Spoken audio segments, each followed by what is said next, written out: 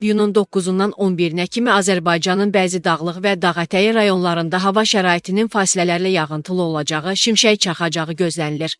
Bu haqda Yeni Sabah AZA Milli Hidrometeorologiya Xidmətindən məlumat verilib. Ayrı-ayrı yerlərdə yağıntının qısa müddətli leysan xarakterli olacağı, dolu düşəcəyi ehtimalı var. Gözlənilən yağıntılar ilə əlaqədar çaylarda sululuğun artacağı, bəzi dağ çaylarından qısa müddətli sel və daşqın keçəcəyi ehtimal edilir. Milli Hidrometeorologiya Xidmətinin iyunun 8-i saat 11:00 olan xəbərinə əsasən ölkə ərazisində yağıntılı hava şəraiti davam edib. Yağıntılar bəzi yerlərdə leysan xarakterli olub. Şimşək çaxıb. Düşən yağıntının miqdarı Qubada qırız 16, Usarda Laza 13, Şahdağda 10, Xınalıqda 6, Bakıda və Abşeron yarımadasında 5, Leri, Şahbuz, Altıağac, Neftçala, Zərdab, Xaltan, Beyləqan, Kürdəmir, Şirvan, Yevlax, Göyçay, Şabran, Qobustan, Haçmaz, Şəki, Sarıbaşqax, Yardımlı, Daşkəsən, Cəbrayıl və Naxçıvanda 4 mm-dir. Çaxdağda ara bir qar yağıb. Havanın minimal temperaturu Bakıda və Abşeron yarımadasında eyni zamanda Aran rayonlarında 19, Naxçıvanda 17, dağlıq rayonlarda isə 13 dərəcəyədək isti qeydə alınıb.